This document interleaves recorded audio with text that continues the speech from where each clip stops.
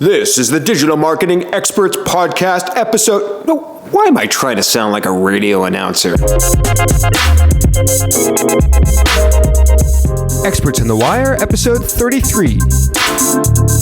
John Mueller.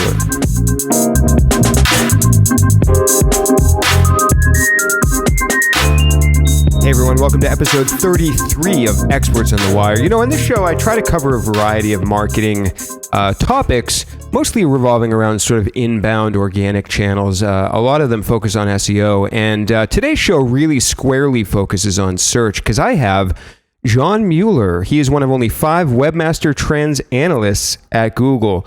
So this comes with a quick warning. This episode does get a little technical, it does get a little nerdy, but I want to create an episode for you all about AMP. This was really a hot topic last week. Google announced the future integration of AMP pages right in normal search results. So this is coming. So I wanted to address this as soon as I could. So I figured who better to talk to than somebody right from Google. So this episode can really serve as an everything you need to know about AMP. It's a really good jumping point. I just talked to John today, just recorded the episode. So when your boss, your client, your business partner, when somebody comes to you and says, hey, I heard about this AMP thing, what is it? What should we do about it? You will definitely be informed by listening to the show. Now, the show does also get into some more technical, kind of advanced SEO territory, because John and I also get into some peculiar issues that I've seen around Google crawling, crawl budget, a little bit about podcasting SEO, what Google's doing about that, what to do about putting dates or not in your content, and a lot more. So for those of you that might already be up to date on AMP, you can feel free to skip ahead maybe 10, 15 minutes or so, and we're really getting into the more in-depth things at that point. For anybody that's not really right in the heart of SEO, doing SEO, you can definitely listen right from the beginning. We start out getting you up to date on what AMP is, where it is today, and then we get into all the really good stuff. So I hope you enjoy episode 33 of Experts on the Wire. John, how are you doing today? I'm fantastic. Thanks for having me, Dan. Yeah, thanks so much for joining us. So I'm really excited to talk about AMP and what webmasters can do to utilize AMP and how it can benefit them. But first, people are always asking you about Google and probably updates and webmaster tools or Search Console, I should say. So I want to quickly ask John, people probably don't ask you a lot about yourself. How long have you been at Google? And I guess maybe what led you up to that, or what were you doing before you got to Google? So I've been at Google now for, I think, like almost 9 years, so quite some time.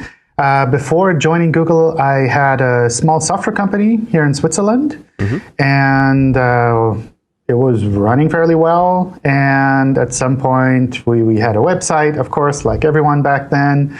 And at some point, I realized we were ranking, I think, page 4 or 5 for our company name, which I thought was pretty good, considering the web is really big.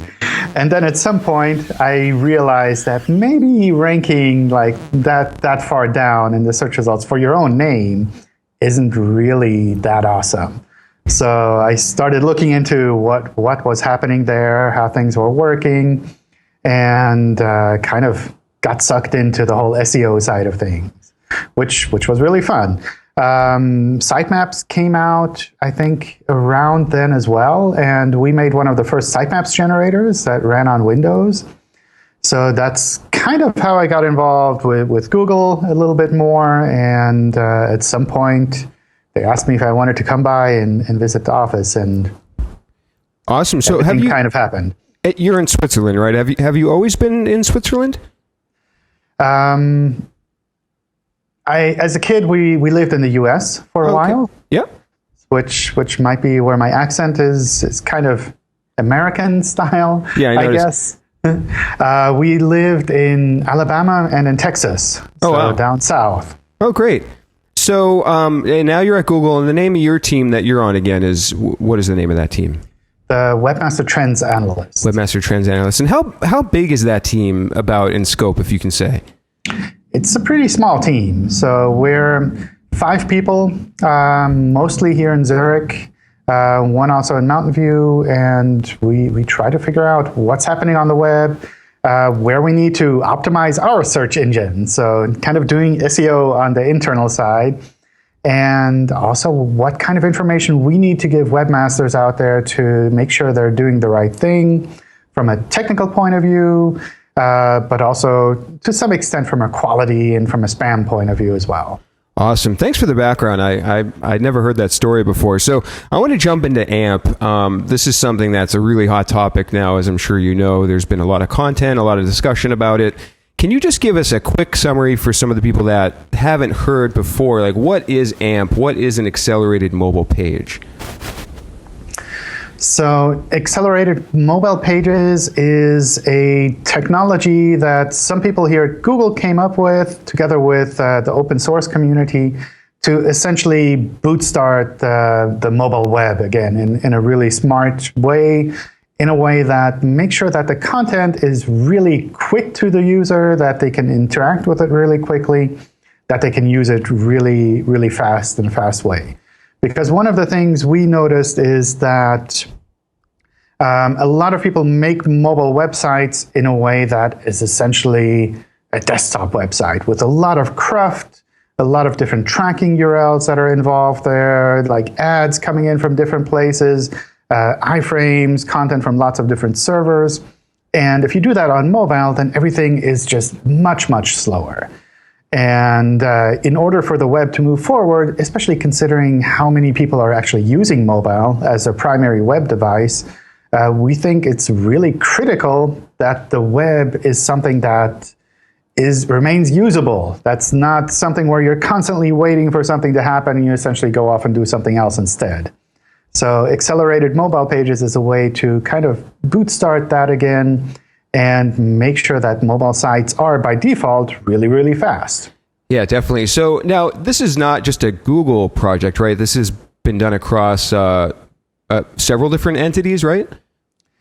Yeah, so some people from Google are working on it, but it's also an open source project. So anyone who's interested in kind of helping move that standard forward, they're welcome to join the GitHub pages and really interact with the developers there to move that forward. And maybe just to take a step back, the whole AMP setup is, in a way, evolves around 3 different pillars. Essentially, the AMP HTML. So that's kind of the simplified HTML with the special AMP elements that's available to make these pages. Then there's the content delivery network, where essentially any content delivery network could take the whole content and cache it so that it can be served very quickly. And just to interject real quick, a content delivery network, that's anything from Google to like Pinterest. Is that what we're calling a content delivery network? Exactly. And the other aspect there is the way that it's actually shown, which is like the AMP viewer that we show in the search results, but which also could be something on Pinterest or on Twitter or on LinkedIn or somewhere else, where they can take the AMP content and embed it within their pages and be sure that the content, if it's correctly validated, that it's something that's safe to use. It doesn't contain crazy JavaScript. It doesn't slow the page loading down. Got it. And so from the user's perspective, if they click on an AMP result in Google or in Twitter or on any platform, is their experience that does it feel to them like they're going to an offsite place for this content, or does it feel all native within that delivery network? That kind of depends on how they create those viewers, I imagine. But one thing the viewer will notice, or the person using this page will notice, is that it loads extremely fast. So that's kind of a difference to clicking on a random web result in the search results, where the page turns white and the spinner starts running, and then after a couple of seconds you see some things happening and it takes a long time for everything to load. So that's definitely a big difference that they'll notice. Got it. So it really seems like the benefit to users is the speed. What about to site owners? I've heard a lot of chatter from all ends of the spectrum.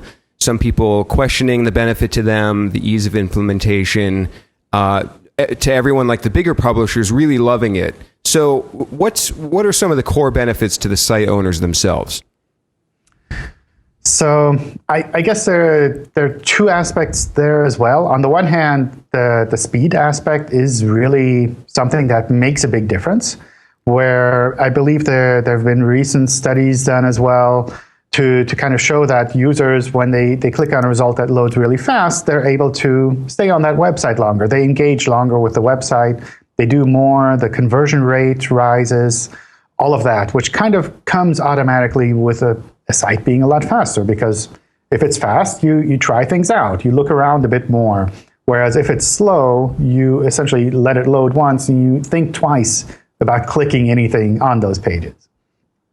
The other aspect is also the content delivery network, in that if these pages are really popular and they're really used a lot, then the content delivery network will be able to take a lot of the load off of the server, so that you don't really need to provide a server that handles the full load. You can kind of offload that to Google, and that's done for free when it's on our content delivery network. Probably depends on the other ones as well. Got it. So should site owners be thinking in terms of mobile friendly versus AMP? Are they one and the same? Like, is it essentially two different things? Like, how does that work? Like, if I have a page that I want to be AMP friendly or AMP, is there another like, how does that work exactly in terms of those two things? So AMP pages are mobile friendly by default. They're responsive pages. They also work on desktop. Some AMP sites are AMP only. For example, the ampproject.org website, the main website for the AMP setup, that's completely AMP. So that works on desktop, it works on mobile. You can have one site that is in AMP. That's one option, for example, that might be reasonable if you're starting a new website and you have a simple framework to use AMP. That might be an option. For most websites, they already have a normal desktop website. Some even have a mobile website.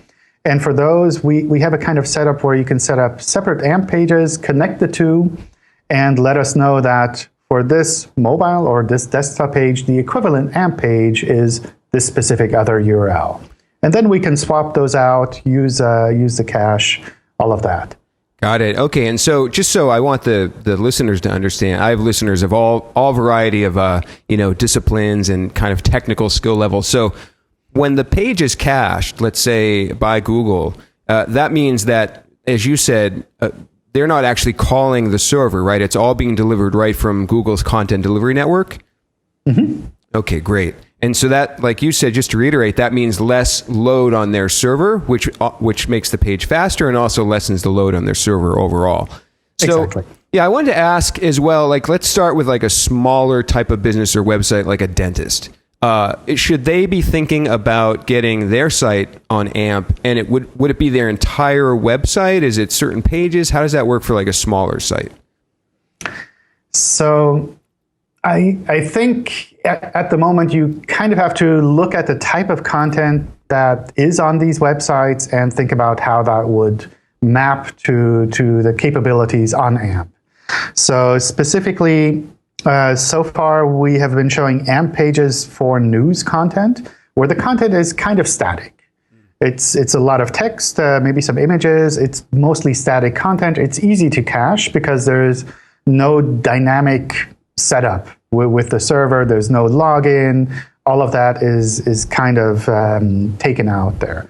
And more and more, the AMP project is moving towards allowing more and more different types of content as well. So I think at the moment, any kind of static content would be suitable to work on AMP fairly well. Mm-hmm. For more dynamic content, you probably need to wait a bit to see how we can evolve the AMP setup over time to make that easier possible. So specifically for a dentist, if you have a lot of articles, maybe like blog posts, for example, then that would be something that would be suitable for AMP. Mm-hmm. Whereas something more like a calendar, a kind of a scheduling setup, that's something that's probably not so suitable for AMP at the moment. Got it. And so now moving into maybe more medium-sized sites, like I work with a company that has a variety of types of web pages. They do have some news and blog related content, but they also have kind of listings of the different types of businesses they list. Like it's basically, part of it's a directory site. and they have other content like just evergreen articles and whatnot. So should they be thinking about their site as some pages being AMP friendly and others still not because they have various types of content? You can definitely do it like that. So AMP is on a per page basis. So you could mix and match and say, well, these pages work well with AMP and these pages don't work well with AMP. We would show them as appropriate in the search results, either version that we have. The tricky part, of course, is the internal linking within those pages. Like, how do you go from the AMP page to the normal mobile page? And that's something where you probably need to put a bit of time into thinking about what is a logical setup there, what makes sense for the user, how do I keep the user satisfied by serving really fast content, but also allow them to navigate within the rest of my site. Got it. And what about e-commerce types of pages, product pages, category pages? Are those kind of yet ready to be AMP friendly? Again, it depends on how static they are. Okay. So for a lot of e-commerce sites, they have, for example, product information pages that might be pretty static, where things don't change. The availability is irrelevant for that specific page. It's information about that product that's kind of evergreen content or that changes fairly rarely. On the other hand, things like product detail pages where you want to be able to put something into a cart, you want to buy it, you want to have the availability kind of updated live. That's something where, at the moment, perhaps AMP is not so well suited. There's one exception there in that within AMP, you can also include iframes to the rest of your site. So if you're creative enough and technically savvy enough, you could put some of those dynamic elements into iframes and use it like that. Got it. So let's say that a site is ready to move some of their content to being, by the way, do I say AMP or AMP friendly? Like, is there a terminology to that? It's probably AMP. So a page is, it would be redundant to say a page is AMP friendly. It's probably just the page is AMP. Yeah. Just trying to get my lingo correct. So let's say that somebody is ready to move some of their pages to being AMP. What are some of the kind of technical considerations? I've heard various things like it can be a little hard to implement for certain sites, especially if they're on a CMS. So what are kind of the steps that they need to take and the resources and the time and energy involved it might take to get their pages on AMP? That really kind of depends on the site itself. So for some CMSs, you can easily set up a template that would be valid AMP and just provide those as a type of URL. That might be an option. For some sites, you might even have a plugin already. So for example, for WordPress sites, there's an AMP plugin. You just activate the plugin and it generates these AMP pages for you automatically based on the content that you already have. And of course, if you have a more custom setup, if you have a CMS that doesn't have an AMP plugin just yet, then that will probably involve a bit of developer time to actually get that set up properly. Got it. So let's bring us up to date now with AMP. I know one of the reasons I reached out to you, John, was because I think you tweeted something that's a URL on Google+. I'll put it in the show notes. It kind of updates people on the status of AMP now in relation to Google. And one of those updates was, I think you just pushed out sort of a testing environment for AMP in the normal organic search results. Is that correct? Yes, exactly. So until now, we have been showing AMP in the top stories section in the search result, which was mostly news-oriented content. So if we had news-oriented content that was available in valid AMP formats, then we would show it in the top stories section with the AMP viewer and all of that. And now we're moving that, or we're kind of opening that up for essentially all kinds of content in search. So if you have a valid AMP page that's available for your content, then we would be interested in showing that normally in search. And to make sure that webmasters aren't completely surprised if they've already implemented AMP, for example, or if they notice their competitor is implementing AMP, we've opened up this test environment where you can essentially search on a phone to see what it will look like when that is opened up. And obviously, some things will change over time based on the feedback that we get. We'll probably tweak things, but make sure that the surprise moment isn't that large, because we don't really want to surprise people with this. We want to make sure that they're happy with the way that their site is shown in search if they take the time to actually implement AMP. Got it. So right now, this is not live in normal search. It's only in the testing environment. I believe the article said that it's going to roll out live at some point. Is there a general timeline for that? Is it sometime this year, next year, still being worked on? I'm not aware of any specific date there, but I know the AMP team is working really, really fast. So I would not be surprised if it's I don't know, next couple of months or something like that.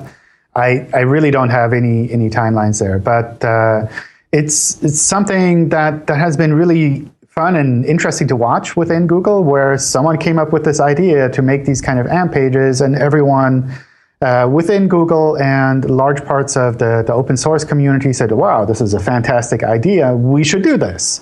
And essentially within a couple of months, they were able to take that and turn it into something that we're actually showing in search, which is, I don't know, big steps. It's pretty fast. Yeah. So how are you aware how analytics would work with this? If I have an AMP page, does the analytics tracking code go on that? Is it still tracked as a normal session? Yeah. I don't know the details of how analytics would handle it, but there's an AMP analytics tag that you can use, and you can connect various analytics providers to that tag. So you have essentially one tracking tag on your site, and in the background, the server will reach out to your various analytics providers so that if you're using multiple, they'll be updated, but that's not something that the user would notice. That's something that would happen in the background. Got it. And the article, I think, published on the Webmaster blog recently said that this is not a ranking factor. This is purely a display scenario. So that still stands as it said in that article? Yes, okay. Exactly. Great. So I pulled out a few, there's obviously been a lot of articles and stuff. I pulled out a few kind of comments from people in the blogosphere about AMP, and I just thought I'd read a couple quick excerpts. And obviously, if there's something you can't speak to, that's totally fine. But I did want to highlight some of the discussion, and it might be helpful for you to have an ear on that as well, to hear what a lot of the top chatter is about out there. So Jen Slegg, I believe, posted something on Moz a little while ago, maybe a couple weeks ago. I'll put it in the show notes. And there was a lot of discussion in the comments. Cyrus Shepard, who I'm sure you know, used to work for Moz, quick little thing he said, quote, AMP is awesome, but it seems to favor big publishers because it's so difficult for non-developers to implement. Even in WordPress, I would estimate that only half of folks who implement AMP on WordPress are happy with the results. And this is just one person's experience, of course, and I'm just quoting him. We did touch upon this a little bit a minute ago. Do you have any further thoughts or suggestions for Cyrus's comment? Yeah, I think on the one hand, AMP is still very early. It's a very new technology, so that's something where obviously it will take a bit of time for all of the CMS providers to kind of adjust to that. But I expect for the most popular CMSs, there will just be plugins that you can activate that will make this work. For example, also if you're hosting your content on WordPress directly, so not running WordPress on your site, but hosting it directly with WordPress, I believe they activate AMP by default. So it's not even something that you'd have to do. And I expect it to move more in that direction, in that it'll be really easy to just activate AMP, and then your content will be available in AMP without you having to do a lot of extra work.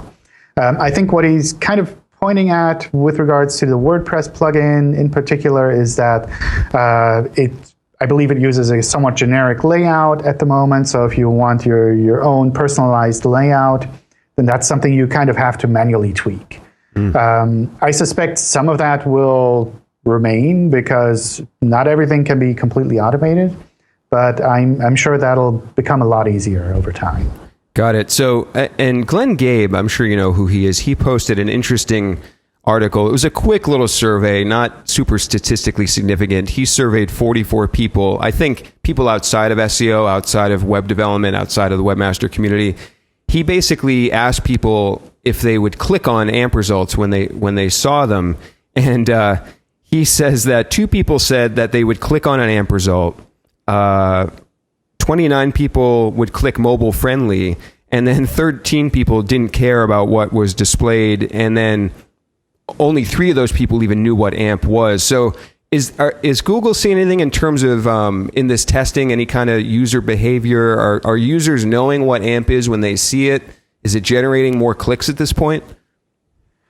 I don't have any numbers on that. I just know from when we initially did the mobile friendly label, we did a lot of tests on how we should label the search results with regards to mobile friendly. Should we label them positively, like with mobile friendly? Should we use an image? Should we use just text? Mm-hmm. Should we use a negative label, like saying these are not mobile friendly results?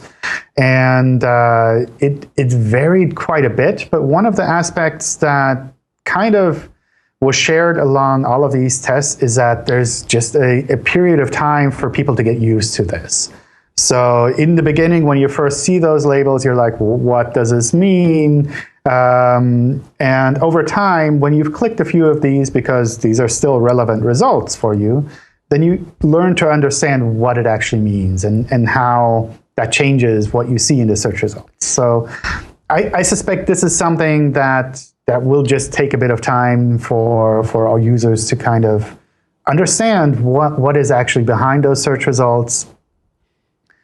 Yeah, do you think it'll take a little longer? Like mobile friendly is very layman, so I assume most people kind of intuit what that is. But AMP with a little lightning bolt, and maybe they're testing some other or brainstorming other ways to label this, like you said. Do you think that just the term AMP is a little more kind of web developer, webmaster centric, and maybe it might take users a little longer to catch on to what that is? I don't know. It's really hard to say. Yeah. It's certainly possible, but I think the difference is really quite stunning. So if you try it out with that test environment and you click on some pages that are AMP, they're like immediately there. It's compared to something where you click on a search result, especially on mobile, it just takes like tens of seconds before you actually see something, and then it's like stuck on some script that's loading in the background and it hasn't fully rendered. Like the difference is really stunning. So that's something where I expect people to kind of realize that this is really a different type of web result that loads very quickly. So even if I'm just curious what this page is about, it's not going to slow me down. I can still click on the other results. Got it. So Barry Schwartz, he wrote in an article, I think, and again, I'm just pulling his quote. He said, quote, "I'm not sure AMP is a good thing for engagement. As I reported a couple weeks ago, the case study I posted showed a huge drop-off in click-through rates from my Google to my desktop version compared to Google from mobile, and then even worse for Google to AMP.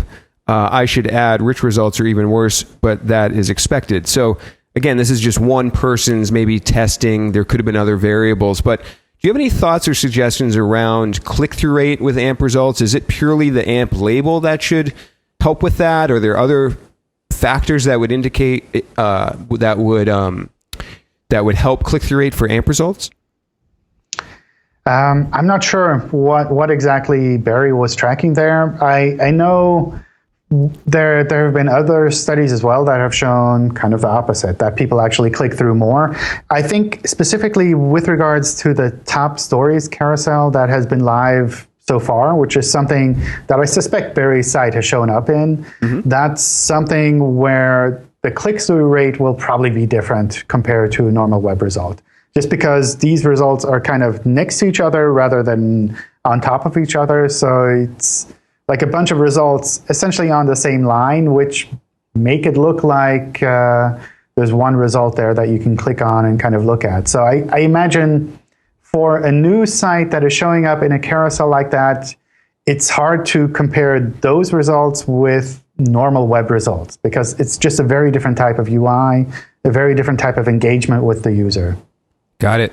So I've had one or two last quick. Oh, what I wanted to ask about AMP was in relation to Search Console, right? Because there's that section in Search Console that will help kind of show information around AMP. Can you quickly explain for some of the listeners what kind of info they can get in Search Console? Yeah, so Search Console is a fantastic tool to really get most of the information that we have available about your website for your website as well. So information about errors, for example, that might be on your website, how users are finding your content, the queries they're using to find your content, the clicks through to your content, all of that information is essentially findable in Search Console. With regards to AMP, we have multiple things that are in Search Console or around Search Console. For example, the AMP error report, where it will look across your website and see which of these pages are available as AMP and which of these are valid AMPs. Because for AMP, we have a fairly strict validation process to make sure that these pages really load quickly, that they're safe to use, in a cache. And if any issues are there on those specific pages, we'll flag them to you in this report. So it's not per page, it's across your whole site. Mm-hmm. You'll also see kind of graphs on how many of these errors we found across your site, how many of the AMPs on your site we've been able to index properly. And you can use that to kind of drill down to make sure that your implementation is working as expected.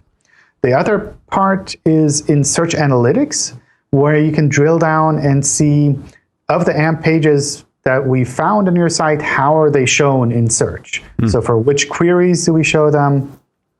Which queries we show impressions, where people see your search result but don't click on it, and which ones people have actually clicked through to your site for. Got it. So, and I actually hadn't dug into that yet. I'm going to check that out after the interview. So, in regards to the AMP report, this is only if you have AMP pages, right? Because I went in and to a site that had no AMP pages, and there's no report because there's no pages. So, the other thing is Search Console began sending some emails to webmasters suggesting or kind of saying, hey, we found pages that might qualify for AMP. And I think this was recently just started. I've got dozens of sites in my account, so I received probably 5 to 6 of these emails. Is this obviously this is being triggered kind of automatically? Is what is exactly Search Console looking for to then push out and recommend that site owners use AMP? And I guess how immediately should they act on this? Would you say? I think it's an opportunity.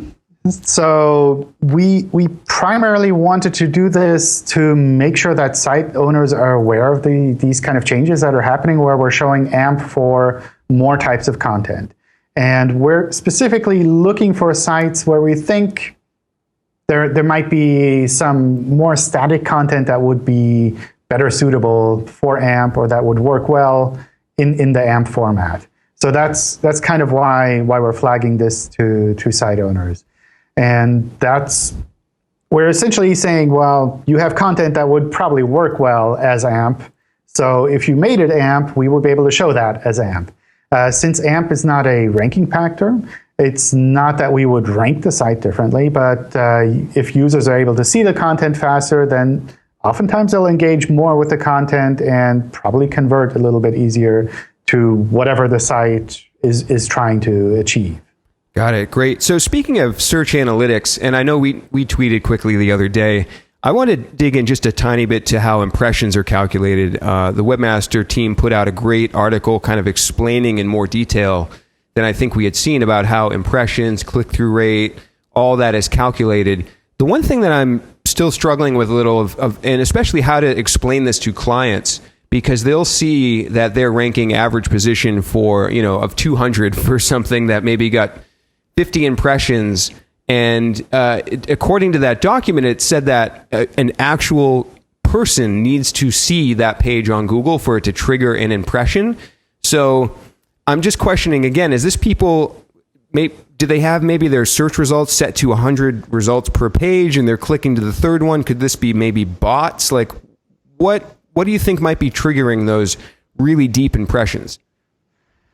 We try to filter bots out fairly early. because they don't really provide that much useful information for users.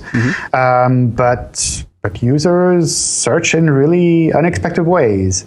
That's something where we're always kind of surprised how people interact with the search results pages. And sometimes they do go that far. Or sometimes they search for things that we've never heard before. So I don't know what the current stat is, but at some point we had a stat that I think 15% of the queries every day are queries we've never seen before. So it's really that people are engaging in the search results in unexpected ways. And if they're seeing your site on position 200, then they're probably really looking for some content that maybe you have or maybe that you could provide in a different way to make it easier for them to find. Interesting. Yeah, I wonder if there's anything actionable that a webmaster can do off of that. Would you say it's just so buried that we should focus on the things that are higher positioned? Is there anything at all we can take from that, looking at that report and put it into action? If you're seeing that you're ranking, I don't know, 200 for a query, then it's really hard to do, because I imagine you won't see a lot of users actually see your content. What I find this report really useful for or interesting for is if you're seeing that you're ranking on the first couple of pages and people aren't clicking through to your content. Because usually that means either your content doesn't match what the user is searching for, or maybe your titles or descriptions are such that users don't actually realize that this is really awesome content. So that's something where you wouldn't necessarily optimize the ranking of your site, but you would make it more interesting for people to actually click through, or more such that users actually understand what your pages are about.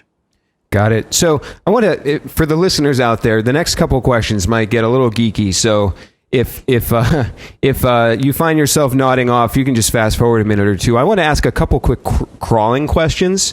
Okay. I've been kind of analyzing some clients' log files. One thing that we've noticed was that it seems like Googlebot will crawl URLs that used to exist a long time ago, even if like somebody acquired a domain that used to be a completely different business. Sometimes we're seeing URLs that were like on that completely different site on that domain, but like that haven't existed for years. Will Googlebot attempt to try to go back and crawl kind of these old legacy URLs to just see if they've popped back up, to see if they redirect? Why might we be seeing those in there? And then I guess what I'm always curious about is how can we take action on that, and what might that indicate that we should be doing, if anything? Yeah, Googlebot has a really good memory. And if we've seen a page before, we'll probably try to recrawl it at some point, especially if we find new links to that page, which might be that they're not really new links, but we found some other page for the first time that has an old link to that old page, for example. So those are situations where we might recrawl that, but we also just recrawl them essentially because we think maybe there's something new here that we've missed.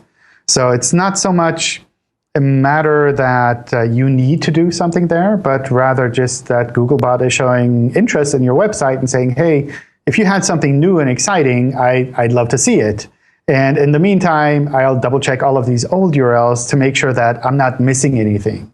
Because what might happen is that you have something temporarily a 404. It might be a 404 for a couple of years before you realize that, oh, it's returning the wrong result code. And you actually fix that, or you reuse an old URL. So all of these are situations where we just want to be sure that we're not missing anything interesting. Should there be a consideration at all around, like, let's say that we're working with a somewhat of a large site. We're trying to look at, so-called crawl budget. And if Google's spending a lot of time on these older pages and not as much time on newer pages that we're internally linking to, they return a 200 code. Should we be concerned with that? Is there anything we can do to move Googlebot into the content that we care about and tell them, hey, don't worry about this older content? I mean, of course, you can maybe block it in robots.txt. I mean, is there any kind of concern there from a crawl efficiency standpoint? for the largest part of the site set that we see, there's nothing really to worry about there. We have more than enough capacity from your site to crawl pretty much everything. And usually what happens is when we've crawled the things that we think are important and interesting, we'll go back to kind of this miscellaneous collection of URLs that we've seen from your website. So if we crawl a lot of pages that have been 404 for a long time, or that are URLs that come from some combination of JavaScript, then that's usually a sign that we have enough capacity to crawl your website more than you actually need. So that's not, for the most part, that's not something you really need to worry about. Obviously, sometimes you want to funnel that. Sometimes your server is kind of running at the limits, and you want to make sure that we can actually pick up the new stuff. And for those cases, maybe it makes sense to use robots text, but I think that's maybe, I don't know, a small percentage of sites, like 1 or 2% of the sites where it might make sense. Usually, crawl budget comes into play more if you have really complicated URL structure with lots of URL parameters, where we can go off and crawl your search section and find infinite number of URLs and just keep crawling and crawling and crawling. That's kind of where we run out of kind of crawl capacity. But got it. So for normal content, it's perfectly fine. So if there's a scenario with like a calendar, like you said, a search thing that creates an infinite crawl situation, that's where the crawl efficiency problems really can arise? Yeah. Got it. And one quick question. I'm doing a podcast because we're on the podcast. I went into my Libsyn stats, Libsyn's the host, and I noticed that Googlebot Video had crawled or visited or something, some podcast episodes, about 25, 30 times maybe in the last 3-4 months. Do you have any awareness about what Googlebot Video might be doing there? Are there anything I went to a podcasting conference. I'm in both worlds of podcasting and SEO. I get a lot of questions from podcasters wondering what they can do about maybe making their content more search friendly. So is Googlebot Video actually going and trying to kind of listen to the audio in the file there? What's sort of going on there? I'm not actually sure what the current status is there. I know there has been some work to kind of integrate podcasts a little bit better and to kind of make them more available in search, but I'm not sure what the current situation is there. Yeah, I get a lot of questions from podcasters. They're wondering if they should take the time and pay the money to have a transcription made of their show and post it underneath, like on their URL. Is that something you would recommend? Should we not rely on, Google or other search bots to try to crawl through the file? Should we try to make that still available as text? I think if you can do that, that probably helps, because that makes it possible for us to kind of pull out individual parts of the page and actually send people there. If it's like in an extreme case, you just have like the episode name and the number on top and then a podcast file attached to that, then that's really hard for us to rank properly. But if there's actually transcription or even just a description of what's happening there, then we can pull that out like any web page, pull out that description, take that text and show it in the rankings where it's relevant. Got it. Great. I have 2 more quick questions and then a couple just quick fun questions. Sure. One is that looking at log files, we noticed that Googlebot was, so let me back up a step. We had a site where we migrated a whole catalog of content from basically one URL structure to another. We moved it from, let's say, /content to /articles.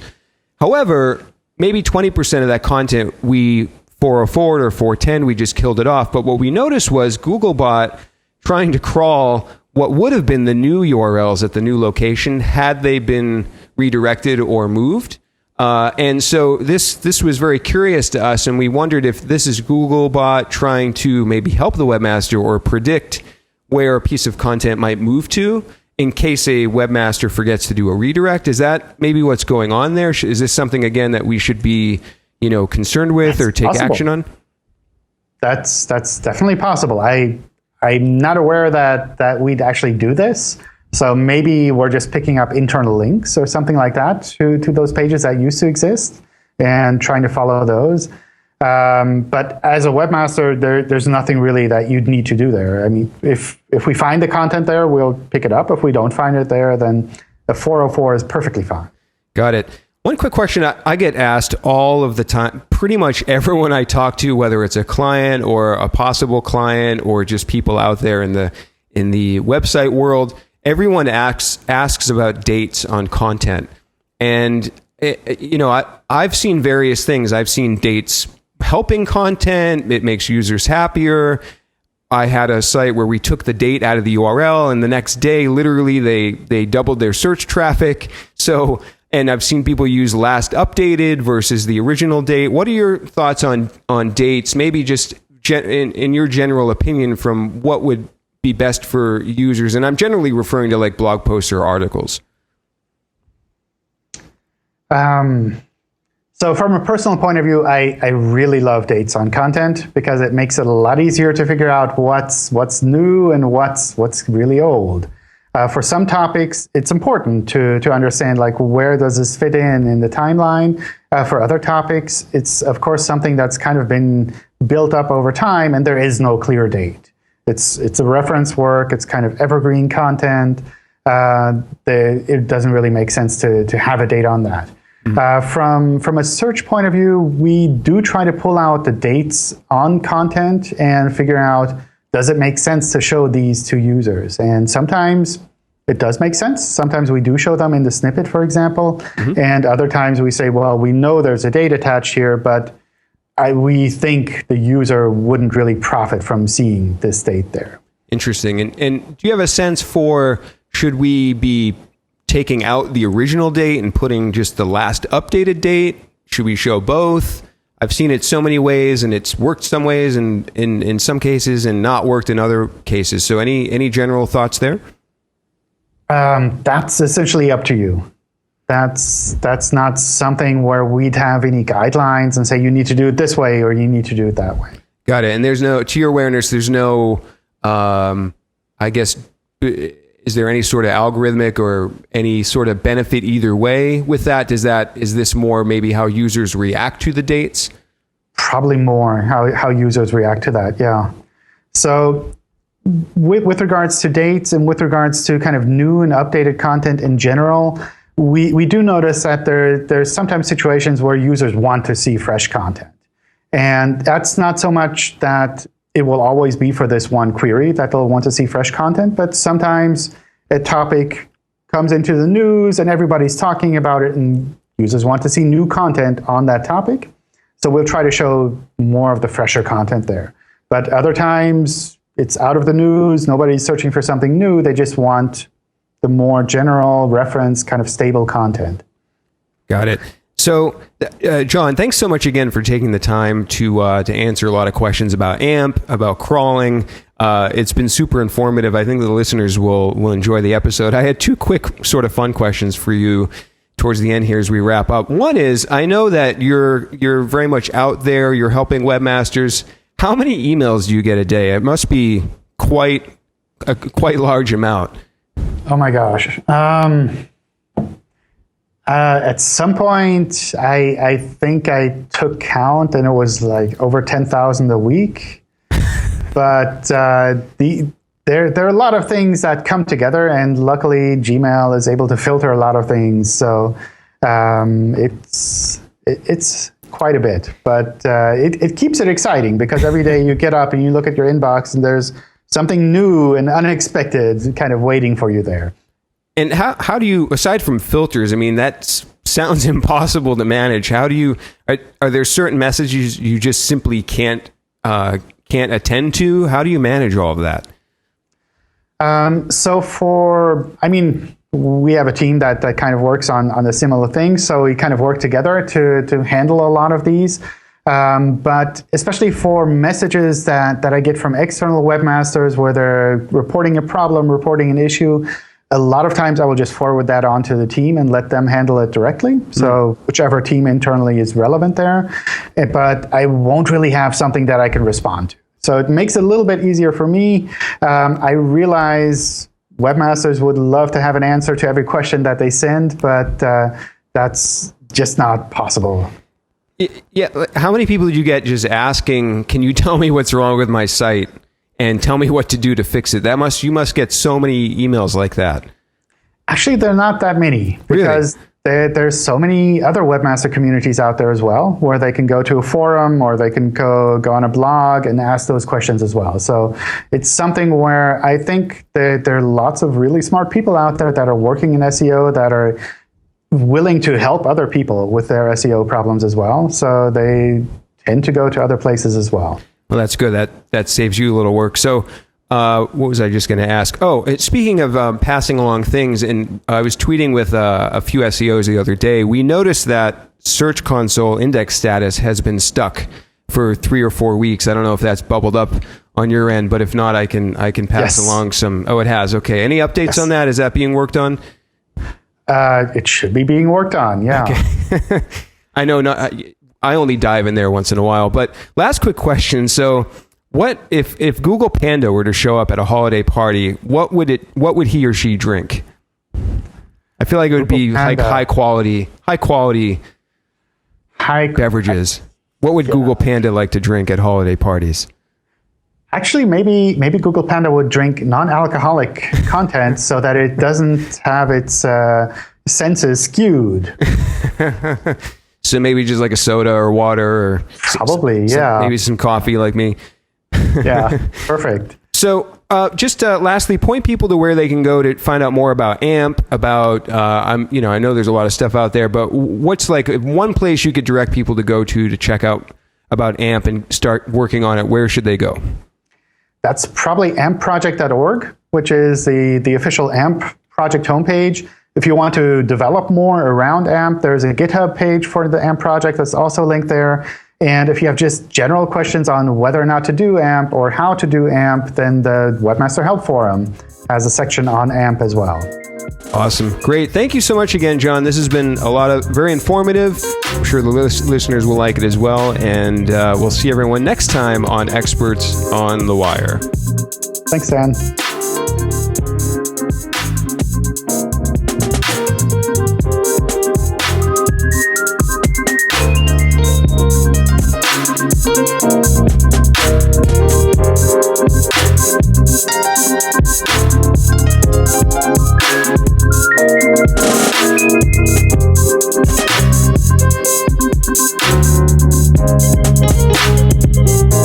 We'll be right back.